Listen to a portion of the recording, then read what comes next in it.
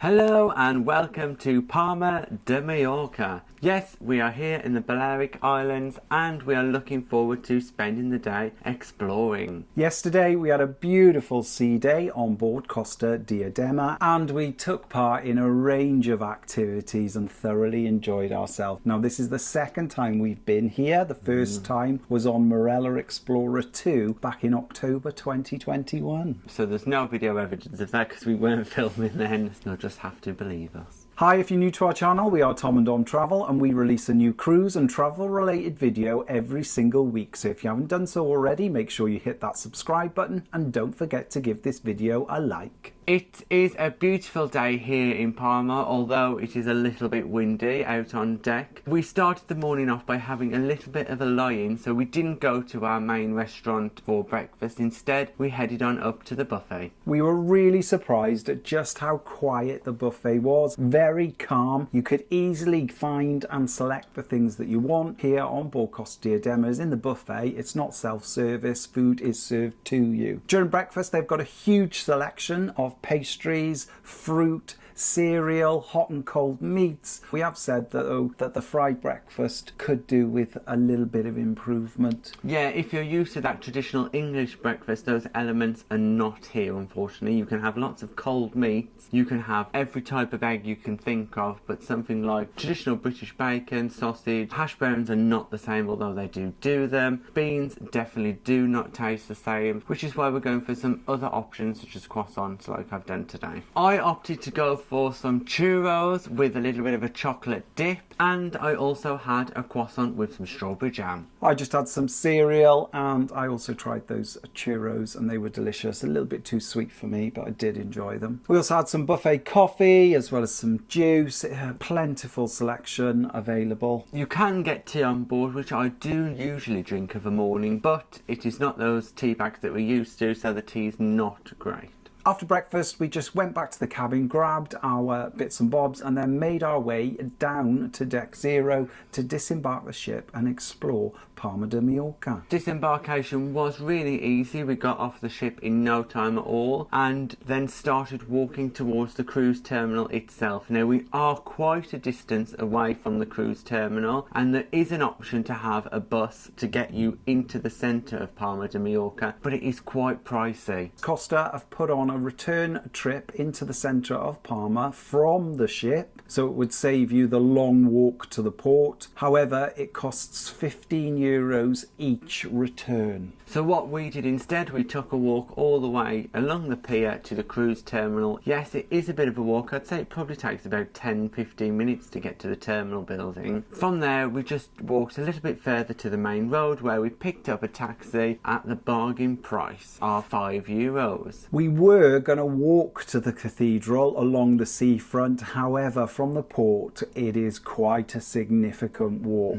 So we did start to do it and then we thought better of it and managed to flag down a taxi at a bus stop. However, our recommendation would be to get a taxi or a bus directly from outside of the port because there are plenty there. The taxi dropped us off right outside the cathedral, which was fantastic, and like Tom said, it only cost €5 for 4 of us because again we were with Sisters on the Seas. The cathedral area itself is fantastic, where there's opportunities to visit the palace, which is opposite the cathedral, and the cathedral itself. Today we chose not to actually go into those because they are chargeable. The palace and the cathedral were incredibly busy, as you can imagine, with queues for both, and we wanted to go in and explore the old town of Palma. But if you did want to visit either of those, they are available to pre-book. The cathedral grounds and outside absolutely spectacular, and there's a great viewpoint just outside where you can see all over Palma and towards the port where we could see Costa Diadema. Fantastic views there, so we would definitely say head up that way. However, you need to watch out because there are quite a lot of street sellers about. Actually, there are probably way more than we remember from last time we were here, and they all seem to be selling the same things. Not ideal, and we were stopped a couple of times. There's a little bit of a hassle, but to be fair, they pretty much do leave you alone.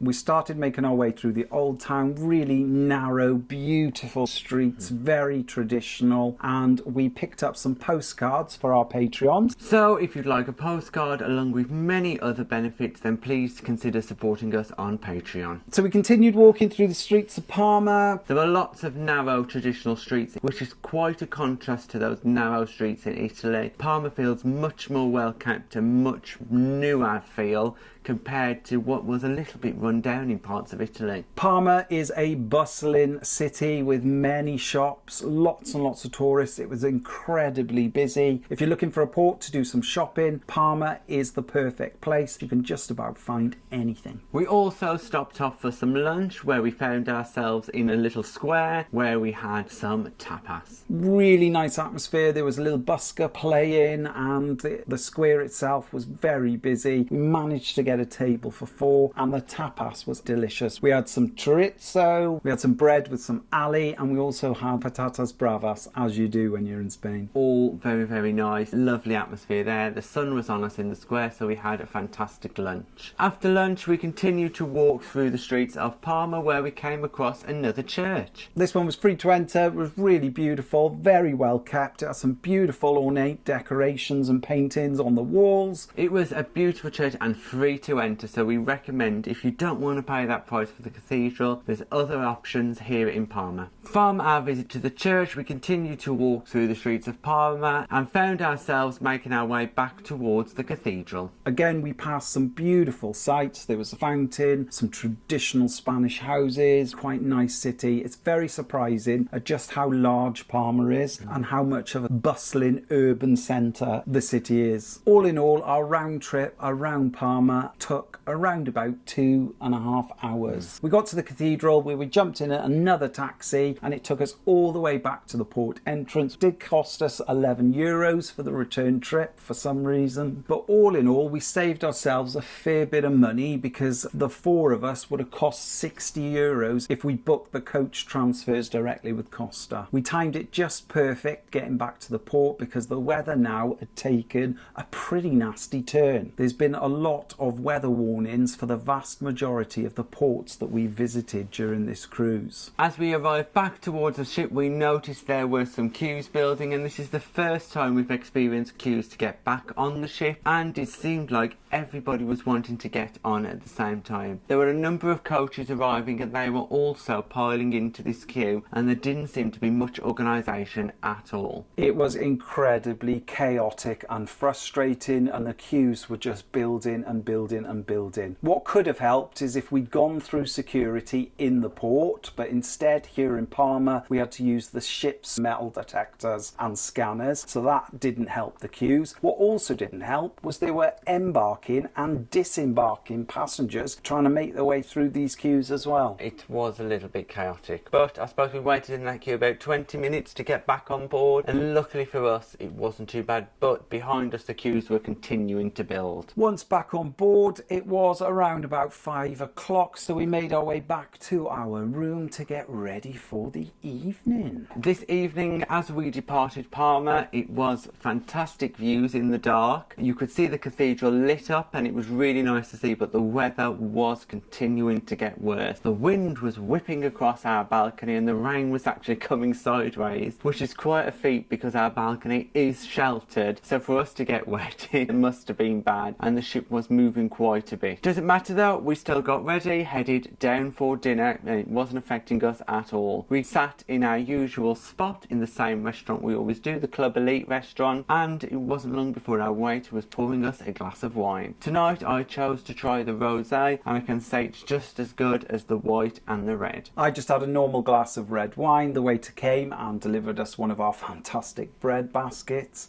and we proceeded to order. For starters tonight, I tried something different. Now, I'm not a big seafood lover, however, the tempura prawns looked delicious, so I had to try them. I ate the lot. It was fantastic. There were these little black blobs of something that I was too afraid to try on the plate as well. well, but the True. prawns were incredibly tasty. And I went for pasta soup, which was reasonably tasty, but I only ate half of it because I knew that my next dish was also going to be pasta. And that next dish that both myself and Dom had was the pappardelle pasta with meatballs. Now this was fantastic, really, really tasty. Had a beautiful ragu sauce. The meatballs were fantastic. I could have eaten much, much more of it. It was really nice with all that extra Parmesan cheese on top as well. Beautiful. For our main course then, we both decided to go for the beef fillet, and they asked us how we'd like it. Tom went for medium, I went for well done, because a few nights ago I ordered the beef fillet and it was just a little bit too raw for me. However, this evening it was very, very tasty and cooked just how I like it. Now this beef fillet is a different meal to the beef fillet that's on the always available menu, although they are very similar. The only difference really is that one comes with chips and the other one doesn't. Now my steak was really tender. As Dom said, I had mine cooked medium and mine was perfect. In fact, I did give Dom a little bit of mine so you could taste it, and he was a little bit jealous. And then on to the disappointment of the night. In all our vlogs we've been saying the desserts have been fantastic and they haven't let us down, and my god, it wasn't so good today. I think it was down to our tastes Yeah. more than the food, because the presentation was spot on. Everybody else seemed to be really enjoying it. Tom went for the rum baba, and essentially it was just a cold piece of cake covered in rum. It was what it's supposed to be, but the amount of rum that was in it, I think I only had one medicine, I think I had a bottle of rum. It was absolutely jam-packed, far too strong for me. And I went for the Neapolitan pastry, and yeah, I didn't enjoy it at all. It had a quiche filling. It was a bit soggy. Yeah, it was very unusual. I just didn't like the texture. It was as if it had been defrosted and then just become soggy. It just wasn't great at all. During the course of dinner, the ship was swaying from side to side, and the poor waiters did find it difficult to try and navigate the restaurant and give everybody what they wanted. I think at one point me and Dom were eating our dinner like this and we were like this.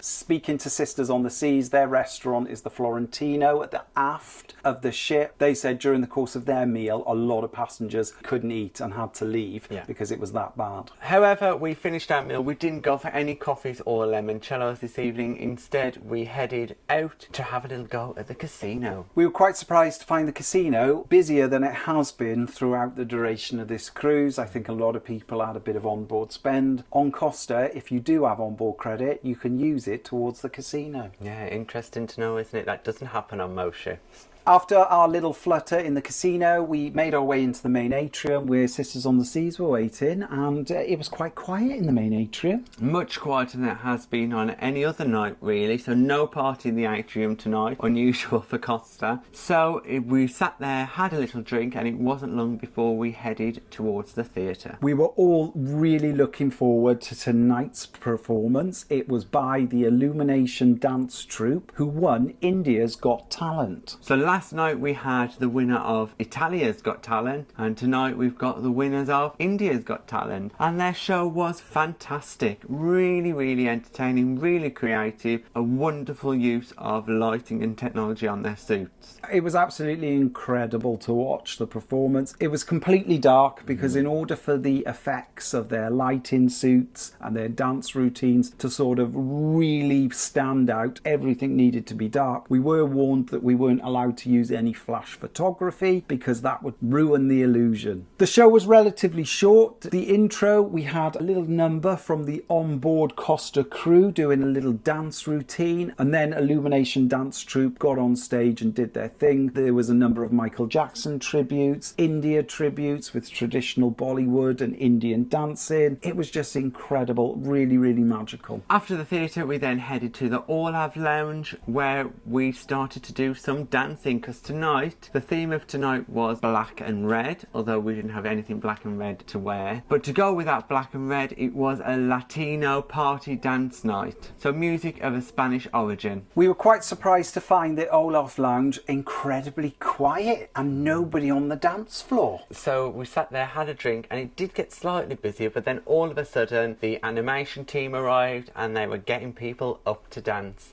including myself. Now, the animation team work exceptionally hard. They seem to be everywhere across the ship at all times of day, and they never ever stop. They are dancing all the time. They're doing a quiz, they're just interacting with you all the time. Tonight they were leading those dances to the Latin songs, and we really got involved. Well, I did anyway. I quite enjoyed doing quite a bit of dancing. We really don't know where they get their energy from because they are non-stop, and they did get a lot of people up on that dance floor doing those dance routines that we've previously mentioned. It wasn't long before we then headed to the Teodora Lounge, where the Latin dance party was continuing. The team then that were in the Olaf Lounge moved to the Teodora Lounge and continued to lead those dance moves late into the night. Yes, and both me and Don were up on the dance floor enjoying ourselves and joining in. It was incredibly busy in there and everybody was having an absolutely fantastic time. It was really good, and after a few cocktails I did make my way onto the dance floor. You did, you were giving it a go, weren't you? I was, arms and legs everywhere. The great thing about it is you do not need to know any of the dance routines. There's always members of the team up there showing you what to do, and they are relatively simple dances, so everyone can get involved. Most people. Not me. After a few more drinks and a few more dances, we thoroughly enjoyed our experience. It was a great atmosphere. We were the last ones in the Teodora Lounge. It was just us and Sisters on the Seas, and the animation team did put on a lovely final performance just for us. Yes. Because we were a little bit tired by now, so we were just sat there watching. I then fancied something to eat because I was a little bit peckish, as you can imagine, and we made our way across the ship towards the late night snack bar. Now, what we did notice was in the main atrium there was still dancing and still partying going on. Bearing in mind it was around about 1:15. Also still partying going on in the indoor pool area, where they were still doing more dancing. Ordered myself a double cheeseburger and chips, and it cost €5.50, €3.50 for the burger and €2 for the chips, and it was absolutely delicious, well needed after all of the exertions of me dancing. And then we headed back to the cabin, and that was the end of our evening. We had a fantastic day in Palma. The entertainment on board the ship, really great high quality performances and activities. We have had such a fantastic time. Tomorrow we are in Valencia, so a new port for us, and we're really looking forward to exploring. Thanks for watching our day in Palma on Costa Diadema. If you've got any comments or questions, just pop them in the box below and we'll get back to you. Also, if you'd like to support us in making more content, we're now available on Patreon. And please don't forget to like and subscribe and hit that bell notification button to never miss a video from us. Thanks for watching. Bye bye.